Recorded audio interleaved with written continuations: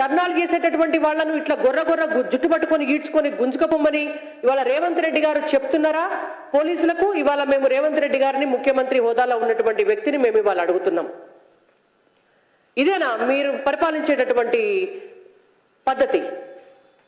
అంటే ఇవాళ తెలంగాణ రాష్ట్రంలో ధర్నాలు చేయొద్దు, తెలంగాణ రాష్ట్రంలో ఆందోళనలు చేయొద్దు, తెలంగాణ రాష్ట్రంలో ఉద్యమాలు చేయొద్దు.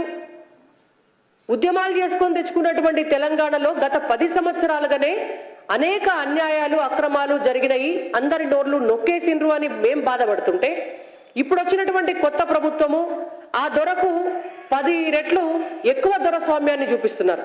ఇవాళ వచ్చినటువంటి కొత్త ముఖ్యమంత్రి రేవంత్ రెడ్డి గారు ఈయన కూడా మరొక దొరలాగా బిహేవ్ చేస్తున్నాడు.